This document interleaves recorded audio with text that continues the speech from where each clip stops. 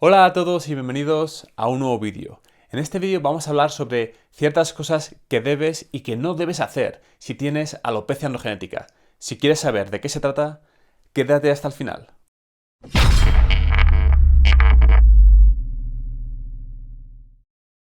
Como he explicado en otras ocasiones, una de las cosas más importantes que debemos tener cuando empezamos un tratamiento con un inhibidor de la enzima 5-alfa-reductasa es paciencia.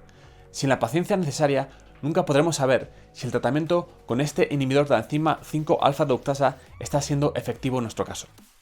Hace poco subí un vídeo donde explicaba los principales tratamientos para combatir la alopecia androgenética. Y sobre todo explicaba los 3 principales tratamientos para inhibir la enzima 5-alfa-reductasa. Si todavía no lo has visto, te recomiendo que veas ese vídeo primero. Te dejo el vídeo por aquí. Pues bien, en ese vídeo no solamente explicaba cuáles eran los principales tratamientos para inhibir la enzima 5-alfa-reductasa, sino también explicaba cuáles eran las cantidades que deberías de tomar al día de cada medicamento. Si has empezado el tratamiento con alguno de los 3 medicamentos que recomiendo en ese vídeo, lo primordial es que por lo menos te des un año con el tratamiento para saber si el medicamento está siendo efectivo en tu caso y si ha conseguido retroceder tu alopecia androgenética e incluso recuperar parte de tu cabello perdido.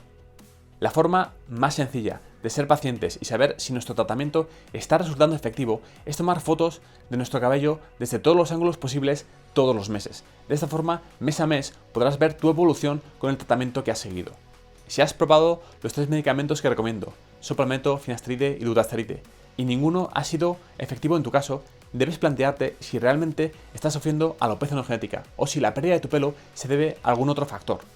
Si quieres saber más sobre las posibles causas de la pérdida de pelo, te dejo un vídeo por aquí. Otra de las cosas que te puede pasar al empezar un tratamiento con un inhibidor de la enzima 5-alfa-reductasa es que consigas detener tu alopecia, pero no consigas recuperar todo el cabello que esperabas. En este caso, tu única alternativa real es optar por un trasplante de cabello. Hoy en día existen 2 técnicas de injerto de pelo principales. Por un lado tendríamos el FUT o la tira y la técnica FUE, Follicular Unit Extraction. Esta última es, en mi opinión, la mejor de todas y la que menos cicatrices te va a dejar. Por otro lado, si has decidido hacerte un trasplante, no elijas clínica deprisa y corriendo. Hay multitud de casos publicados en foros y en redes de gente que se ha hecho trasplante en Turquía o en clínicas muy baratas y al final han acabado con el cuero cabelludo destrozado. Esta gente acaba necesitando hacerse una cirugía para reparar la operación que se han hecho en clínicas baratas.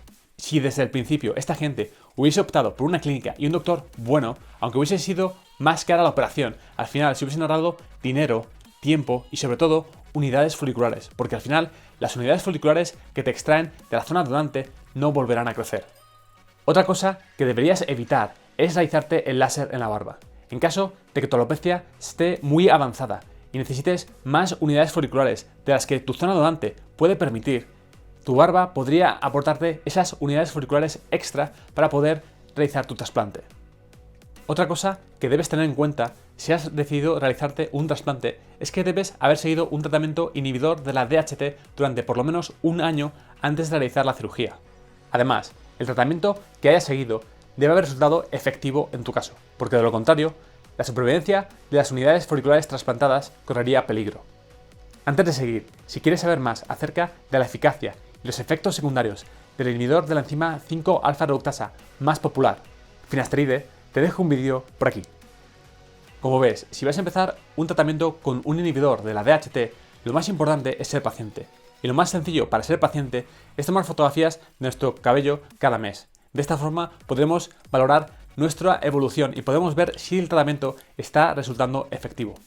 Por otro lado, si tras un año de tratamiento con un inhibidor de la DHT has conseguido detener tu alopecia, pero no has quedado contento del todo con tu resultado final y has decidido realizarte un trasplante, lo mejor que puedes hacer es analizar con rigor todas las posibles clínicas y doctores posibles, para de esta forma poder analizar y saber cuál es el doctor que mejor se adapta a tu caso. Lo mejor que puedes hacer, y repito, y esto es muy importante, es no elegir un doctor y una clínica baratos, puesto que al final lo barato puede salirte caro. Elegir una clínica barata puede hacer que necesites una operación de reparación de tu trasplante que al final te resultará mucho más cara que si hubieses elegido un buen doctor y una buena clínica desde el principio. Además, las unidades foliculares que hayan sido utilizadas en tu primera operación no las volverás a recuperar. Y esto es especialmente importante para casos de alopecias avanzadas, puesto que en estos casos la zona donante suele ser bastante limitada y se habrá visto mermada por una primera operación con un doctor y una clínica no recomendables. Y por último, si has decidido hacerte un injerto de pelo, has debido de seguir un tratamiento con un inhibidor de la DHT durante por lo menos un año antes de la cirugía, porque de lo contrario, la supervivencia de las unidades foliculares que te vayan a trasplantar puede verse en peligro. Dale a like si te gusta este vídeo y suscríbete al canal para ver más vídeos como este. Sin nada más que añadir, espero que este vídeo te haya servido de algo y nos vemos en el próximo vídeo. Adiós.